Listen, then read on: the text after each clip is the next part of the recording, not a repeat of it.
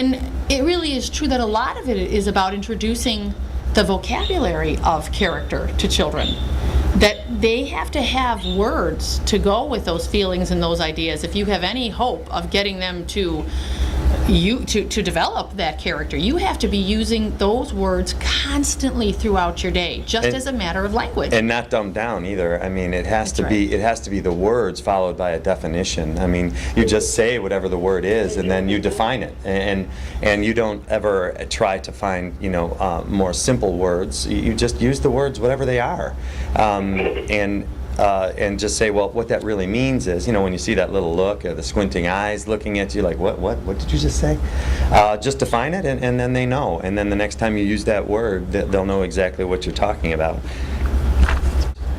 I think, too, that one important thing that goes with a lot of these situations is helping the children recognize that oftentimes what they say and how they say it sends a message that's not what they meant to send. And that's, talk about a life lesson. I mean, talk about things you've said to people that you thought they were just going to say thank you, when they left and, That's the proverbial toothpaste in the tube, Yeah. You can't stuff it back in once you squeeze it out. And that kind of thing, I think, happens a lot of times in conversation in the class. And so if we go back even to the example of the kid who's raising his hand constantly, I might stop later with that child, not even right at the end, but just to say, there's a boy in the class who's just smart as a whip. He twitches at every lesson because he's so excited.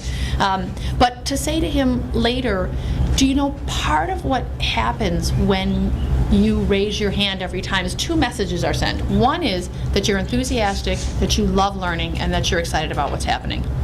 What do you think about those messages? Oh, that's great. Yes. But because you meet with the same people day after day after day, the other message that's sent is that you don't care whether they get an opportunity to say anything because you're just so excited about what you have to say. And I don't think that you actually want to send that message. Do you want to send that message? No. Then what you want to try to start doing is tempering your enthusiasm.